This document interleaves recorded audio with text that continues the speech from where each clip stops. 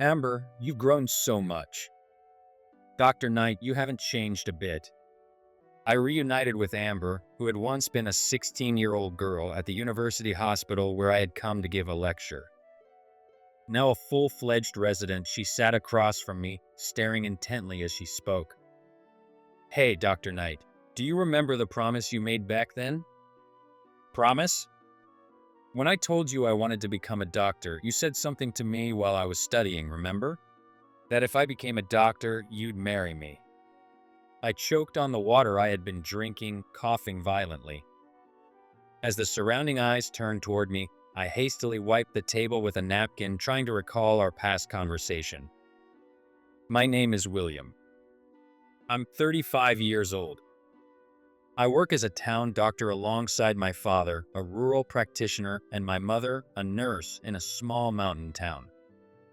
Today, I left my usual clinic to visit the university hospital where I once studied. This brings back memories. Has it really been over 10 years? Whoa, they even have a cafe inside now. After graduating from medical school and completing 2 years of initial clinical training, I returned to my hometown to learn community medicine under my father, while most of my peers stayed at the university's medical department. My father had originally worked at this university hospital as an outstanding emergency physician, and it was his influence that inspired me to enroll here. Perhaps because of that connection, I was invited to give a special lecture for new resident doctors. The topic: the role of general practitioners in community medicine. While university hospitals treat patients with illnesses that require specialized medical care that cannot be received at general hospitals, or with highly severe conditions, community medicine treats the entire community. The qualification of a general specialist, who has a wide range of knowledge across fields such as internal medicine, surgery, and emergency care, and who looks after patients comprehensively, is a new one that was established to flexibly respond to the needs of people in areas with few doctors and medical facilities. Recently, the demand for local medical care has been increasing due to the declining birth rate and aging population. On the other hand, the recognition of general practitioners is low, and young doctors tend to aspire to major medical fields. Combined with the nature of the field, which requires coverage of a wide range of areas regardless of a specific specialty, the number of doctors with sufficient capabilities as general practitioners is still very low anywhere in the country. Of course, university hospitals also have general medical departments, but these are merely departments for deciding on a medical specialty, and as a rule, they do not provide continuing medical care, and patients are referred to specialist departments within or outside the hospital after treatment. Therefore, it is difficult to develop human resources who can immediately contribute to the local community without gaining experience, simply by working within the university hospital. So that's why they called me in from outside. The request was for him to give a lecture based on his experience as a doctor working on the front lines as a regional general practitioner to young interns who have yet to undergo specialist training. At first, I thought my father would be the better choice for the lecture. But he simply said, "This will be a good learning experience for you," and aside from giving me some guidance, left it entirely in my hands. This is an emergency vehicle with a doctor aboard, a vehicle my father actually uses. Like an ambulance, it's an emergency vehicle, but the difference is that doctors and nurses drive directly to the scene to provide treatment. This allows us to respond flexibly to critical cases where every second counts. Our clinic is located in a remote mountain region, a so-called medical desert. Patients of all ages, with all kinds of conditions, come to us because we are the only medical facility nearby. One of the biggest challenges in rural healthcare is the distance to medical facilities. Unlike cities, rural areas lack proper transportation, making it difficult for people to access timely care. This has led to preventable deaths. To address this, my father was one of the first to introduce an emergency vehicle with a doctor aboard, combining his expertise in emergency medicine with my mother's nursing skills to provide care across the entire region.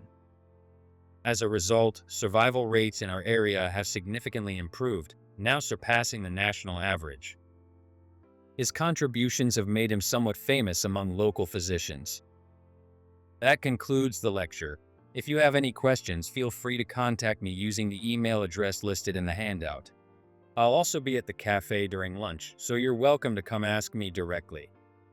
As soon as I signaled the end of the lecture, the room erupted into chatter. Amid the noise, I overheard a familiar kind of remark. "He's just some country doctor anyway." It was exactly the kind of response I had expected. There have always been young doctors who look down on rural physicians to some extent or another. To specialists working in a university hospital equipped with the latest technology, someone like me, a small-town doctor, probably seems old-fashioned. If they think rural doctors are just second-rate physicians who couldn't get hired at big city hospitals, they have absolutely no imagination. Go back to the countryside town doctor. They snickered, making sure their jeers were loud enough for me to hear. There was no point in engaging with them, so I ignored them and started to leave the lecture hall. Just then, "Dr. Knight," a beautiful woman called out to me as she hurried down the large, tiered lecture hall. She ran straight up to me and, with a beaming smile, exclaimed, "I can't believe I'm seeing you here." Then, without hesitation, she threw her arms around me. All eyes in the room instantly turned to us. While I stood there utterly confused, the woman grinned at me and said, "When I saw the lecturer's name, I thought it might be you. I'm so happy to see you again. Don't you remember me? It's me, Amber." "What? Amber?" I felt a wave of nostalgia. She had grown into a stunning woman, but I could still see traces of the high school girl she used to be. There was no way I could forget her.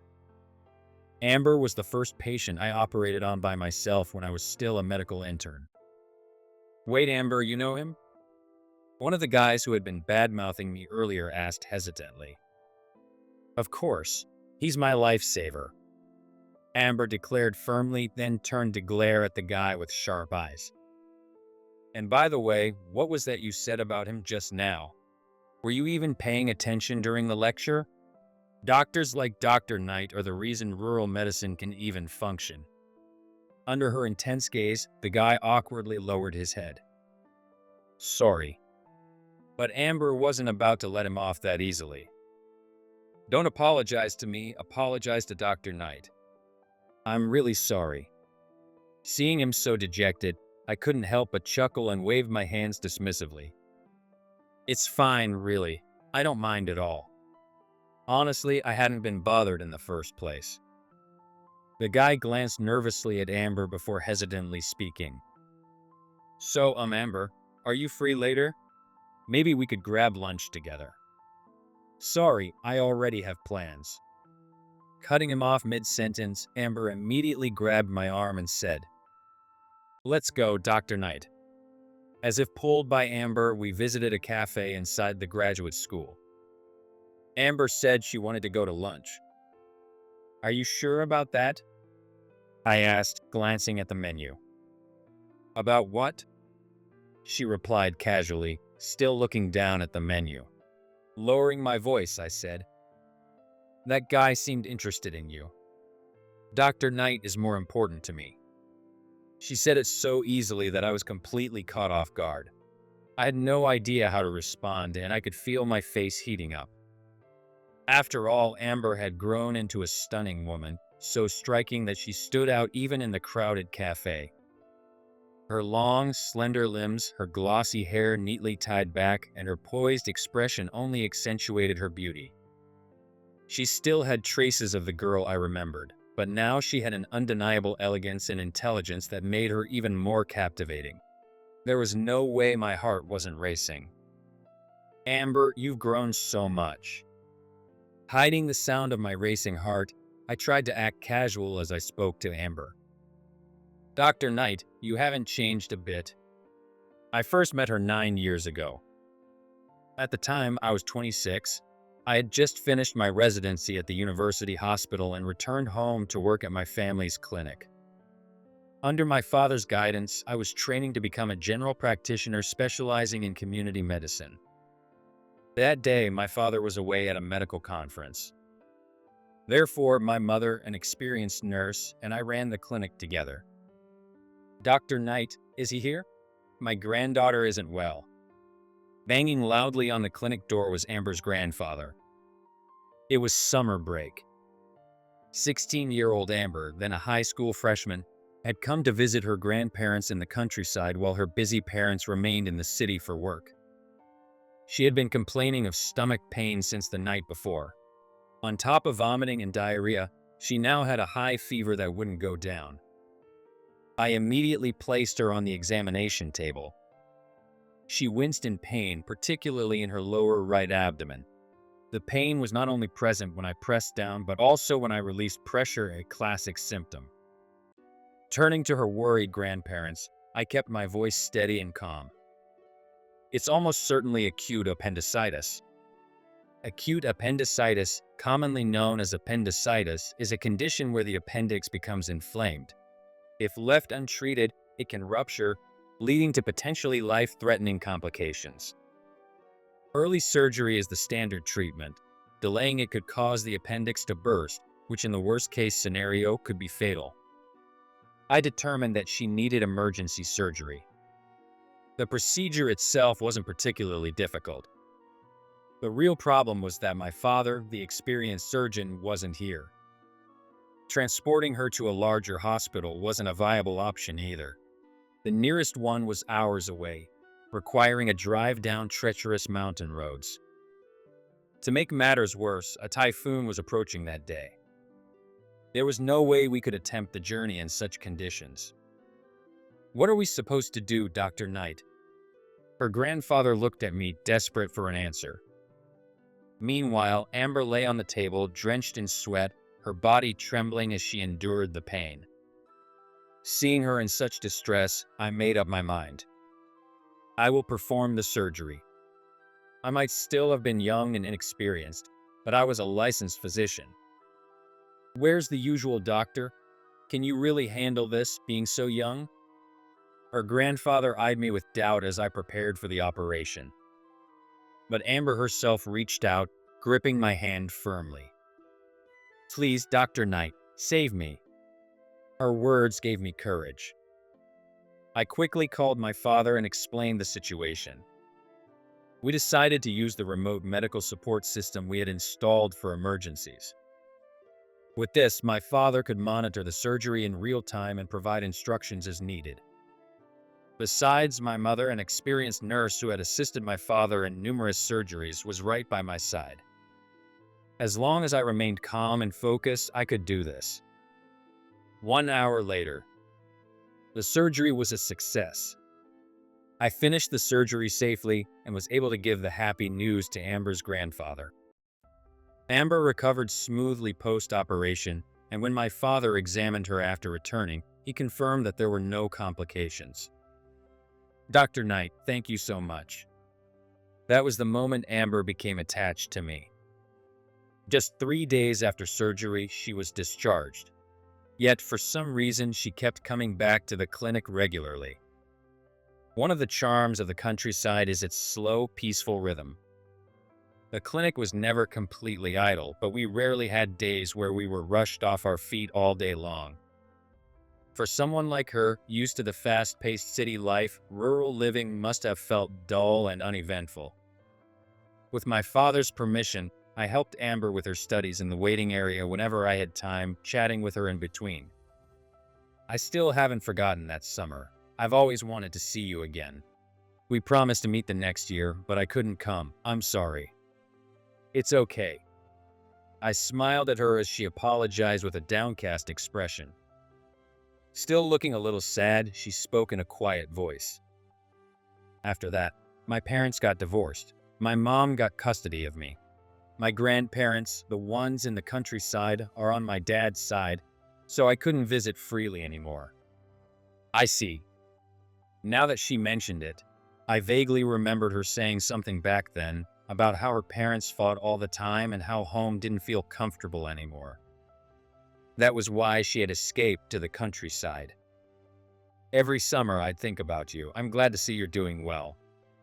I spoke with genuine sentiment. Amber gazed at me for a moment, then suddenly a mischievous glint appeared in her eyes. In a teasing tone, she asked, "Hey, Dr. Knight, do you remember the promise you made back then?" "Promise?" "You told me that if I became a doctor, you'd marry me." I choked on my water, coughing violently. As I hurriedly wiped the table with a napkin, my mind flashed back to that conversation. The past. As usual, I was helping Amber with her studies that day. She had lost focus, balancing a mechanical pencil on her pursed lips while sighing about her parents. "They fight all the time, so why did they even get married?" Pointing at her notebook, I corrected her mistake. "Who knows, but they must have loved each other at some point, otherwise you wouldn't be here." Still looking dissatisfied, she aggressively erased the mistake with her eraser. Then, as if struck by an idea, she suddenly stopped and looked at me. "Dr. Knight, do you have a girlfriend?" In response to Amber's question, I shrugged my shoulders and said, "Unfortunately not. Living in a small village doesn't exactly give me many chances to meet someone." "Huh, but you're not bad looking, and doctors are supposed to be popular, right?" Her blunt, teenage logic made me chuckle internally. "Your future isn't just determined by your salary." "What do you mean?" "Most women wouldn't want to live in the middle of nowhere." "So, does that mean you're planning to stay in this village forever?" Hearing the serious tone in her question, I answered just as seriously. "My father won't be able to keep working forever. When that time comes, it'll be my responsibility to take care of this village and the surrounding area." That was the sole reason I became a doctor. Growing up admiring my father, I naturally wanted to follow in his footsteps. And as I watched him dedicate his life to protecting this community, I came to want the same thing. Amber listened intently, her expression thoughtful. Then, out of nowhere, she blurted out something completely unexpected. "Well, since that's the case, I guess I'll marry you." "What the hell are you saying?" I responded instinctively. Even if it was a joke, it wasn't good for my heart. But she seemed entirely serious as she launched into an impassioned speech. "I actually like living in the countryside, and honestly, I wouldn't mind marrying you, Dr. Knight. Besides, running a clinic isn't easy on your own, right? If I become a doctor too, we'd make the ultimate power couple." Listening to her talk so excitedly about this far-fetched fantasy, I sighed and said, "Amber, becoming a doctor isn't that easy." But before I could finish, she leaned forward, her eyes shining with determination. "Then, if I become a doctor, will you marry me?" All right, all right." Amber's determination was overwhelming, but at the time, I had brushed it off as nothing more than a child's playful words and went along with the promise. "Then you have to study harder. It's going to be hard to get into medical school." Hearing that, Amber beamed and said, "Then I'll come visit every year during the holidays. And when I do, you have to help me study. Promise." But the following year, and the year after that, she never returned to the countryside. The promise we made became nothing more than a fond summer memory tucked away in the corners of my mind. Now that you mention it, I do remember making that promise. As the memories came flooding back, Amber, now a grown woman, grinned with satisfaction. Back then, I was 26. She was only 16, a high schooler in the midst of adolescence. It's not uncommon for teenagers, especially those going through family troubles, to develop feelings for the kind adults around them. I had always believed that Amber's affection for me was nothing more than a temporary infatuation, a misunderstanding of her emotions. 9 years had passed since then. Even though she had grown into a beautiful and capable woman, the 10-year age gap between us hadn't changed. "You really remembered a promise from so long ago? I thought you were just joking." I wasn't joking. Amber proudly placed a hand on her chest and declared, "See, Dr. Knight, I became a doctor. That means we can get married now, right?" "Wait, hold on. That was just something I said as a joke." "What are you talking about? I took it seriously, unless..." Did you get a girlfriend while I wasn't looking? I answer Amber's question by looking away. I don't have one. Then there's no problem. Let's get married. You can't just expect me to say yes out of nowhere. As I panicked, Amber exaggeratedly lowered her eyebrows and said in a dramatic tone, "So you're saying you're going back on your promise after all this time? That's so cruel. You played with the innocent feelings of a 16-year-old girl." Dr. Knight. In the middle of a crowded cafe during lunchtime, a strikingly beautiful woman was now pretending to cry. Naturally, we had drawn attention from everyone around us. Hey, don't say things that can be so easily misunderstood. I kept my composure, refusing to let her get the upper hand. Seeing that I wasn't fazed, she puffed out her cheeks like a child. With a sigh, I spoke seriously. More importantly, are you really okay with this? I'm 10 years older than you. To you, I must seem like an old man. I don't care about a 10-year age gap. If marriage is too much, how about we start dating first? Oh, come on. I brushed it off lightly, but this time she looked up at me with a small, sulking voice. Do you hate me, Dr. Knight? It's not that I hate you, but... Then, her eyes sparkled with excitement. I wanted to throw in the towel. No matter what I said, she was determined to see this promise through. You may be a doctor now, but you're still just a resident. I tried one last desperate argument. A doctor is a doctor as long as they have their license. As expected, she refused to back down. Nope, a promising young resident should focus on studying rather than wasting time on a boring town doctor like me. You're too busy to be thinking about romance, aren't you? In the end, our conversation became a back-and-forth battle with no conclusion, and our lunch break ended before we reached any resolution. Amber had her afternoon training, and I had to return to my clinic. I'm not giving up. She left me with that determined declaration before hurrying off. Watching her disappear into the hospital corridors, I sighed and headed back to my quiet rural clinic. A few months after my fateful reunion with Amber, to my surprise, she appeared before me once again. It's been a while, Dr. Knight. I'm so happy to see you again. It's only for a month, but I'll be under your guidance during my rural medicine rotation. Please take care of me. Amber had come to train at my clinic as part of her community healthcare program. Yeah, looking forward to it. I was impressed by her determination, but at the same time, I couldn't help but feel a bit overwhelmed by her relentless pursuit. While I awkwardly returned her greeting with a wry smile, my father, on the other hand, immediately recognized her. Oh, you're that young lady from back then. You've grown into a fine doctor. He looked genuinely pleased. Just so we're clear, I keep my personal and professional life separate. Of course, that goes without saying.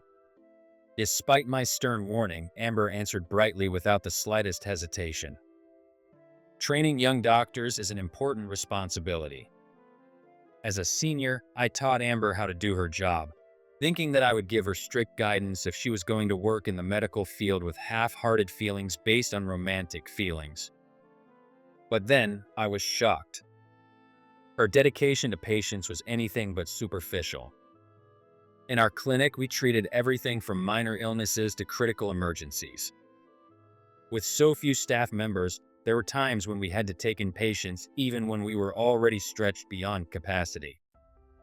Yet in this demanding environment, Amber kept up with both me and my father, always anticipating what needed to be done before being told.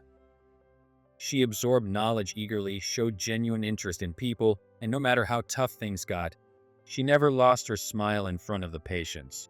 Not once did she complain. The community took an instant liking to her. Watching her, I realized just how much she had grown. At first, I was on edge, expecting her to throw another unexpected declaration my way. But to my surprise, she remained entirely focused on her training. The days passed in peaceful routine. Then came the final night of her rotation. To celebrate her hard work over the past month, we held a farewell gathering. Of course, since my parents never drank alcohol in case of emergencies, the gathering was somewhat subdued. I had also planned to skip drinking and head to bed early, but then my father told me, "It must have been tough for a young doctor like her. You should be the one to properly see her off on our behalf." And so I invited Amber out for a quiet drink, just the two of us. "This is delicious. What kind of alcohol is this?" "It's homemade plum wine brewed by a local. They gave it to us as a thank you gift." As I answered, I gazed out the window. The cool autumn breeze drifted in through the screen door, soothing the warmth on my cheeks from the alcohol. In this quiet countryside town, most of the elderly residents went to bed early, making the nighttime eerily still compared to the daytime bustle. Because of that, I could hear Amber's soft breathing and the slightest movements she made. Her presence felt unusually close. So, how was I? Maybe it was because of the sweet plum wine, but Amber's voice had become sweeter, and I answered her question calmly. "You've grown up so well. You really look different. I feel sad knowing I have to go back to the university hospital tomorrow." Her long lashes lowered as she spoke wistfully. Truth be told, I felt the same. Spending this past month with her had been too enjoyable. It almost felt like a trial run for married life, and it made me really happy. She murmured absent-mindedly. For the entire month, she had never once brought up romance, yet now, completely off guard, she let it slip. The moment those words left her lips, my mind sobered up in an instant. I turned to look at her, wondering what she meant. But judging by her dazed expression, she didn't seem to realize the weight of what she had just said. Her gaze was distant, unfocused. That's why, for a brief moment, I wanted to blame the alcohol and say it. I felt the same way. "Wait, are you serious?" Amber's eyes widened in shock. "Are you saying you've also imagined marrying me, Dr. Knight?" I didn't answer yes or no. Instead, I simply reached out and gently placed a hand on her head. "Work hard for the rest of your training. And if, after all that, you still want to be part of community medicine." Looking into her eyes, which shimmered with anticipation, I finally spoke in a quiet voice. "I'll be waiting. This clinic is always in need of more hands, after all." 2 years later. Starting today, I'll be working here. My name is Amber. It's a pleasure to be part of the team. After completing her advanced residency at the university hospital, she came straight back to our clinic. My parents and the locals welcomed her with warm smiles, as if she were their own granddaughter returning home. In this rural town where young doctors were rare, just seeing Amber's bright smile was enough to lift everyone's spirits.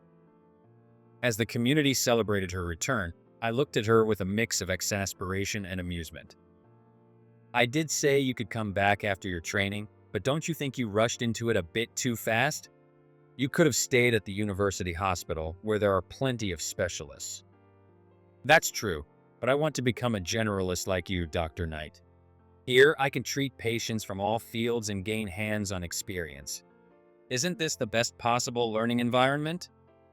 She tilted her head in an almost too cute manner.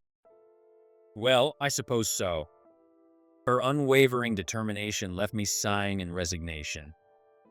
Then, catching me off guard, she leaned in close and whispered teasingly into my ear. "Besides, you're here."